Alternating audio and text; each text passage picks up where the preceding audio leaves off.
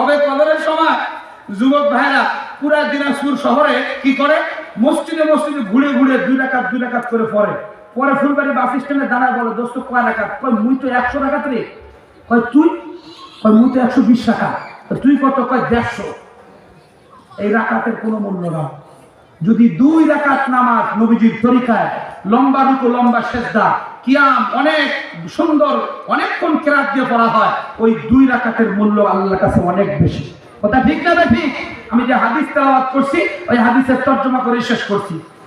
قال النبي صلى الله عليه وسلم إذا وضع الميت في قبره جاء القرآن عند راسه والصلاة عن يمينه والصوم عن شماله وسائر الحسنات عند رجليه।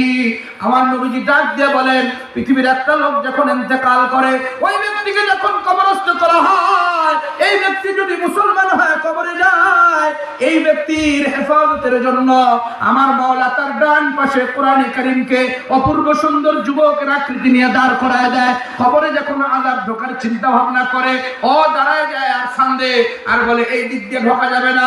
কই তুমি কে? কয় আমি হলো এই মাইয়েতের কোরআন রাতে পড়েছিল, দিনে পড়েছিল, সমাজে পরিবারে সব জায়গায় কায়েম করেছিল, কোরআনের বাহিরে কোনো সময় যায় নাই।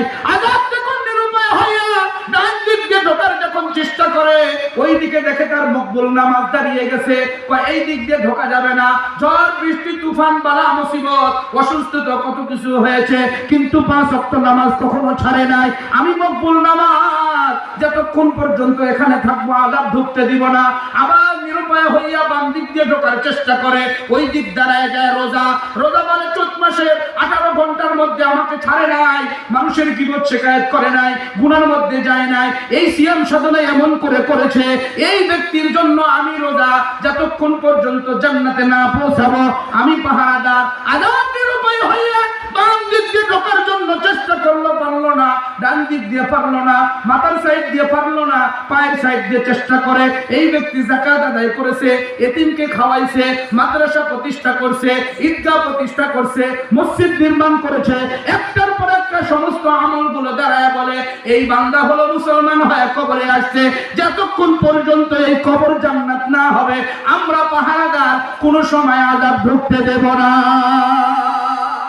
সুবহানাল্লাহ, আল্লাহু আকবার। ভাই আপনাদের কাছে আবেদন, আপনারা ঈদগাহ, মসজিদ, ইসলামের সমস্ত কারবারের সাথে, উলামায়ে কেরামের সাথে, দ্বীনের সাথে কমপ্লিট থেকে, তার সাথে জড়িয়ে থেকে আমরা আল্লাহ পাক রব্বুল আলামিনের মুসলমানি সার্টিফিকেট নিয়ে কবরে যাওয়ার তৌফিক দান করুন। বলেন আমিন। আমিন বলেন আমিন। ওয়া আখিরু দাওয়ানা আলহামদুলিল্লাহি রাব্বিল আলামিন। আসসালামু আলাইকুম ওয়া রাহমাতুল্লাহ।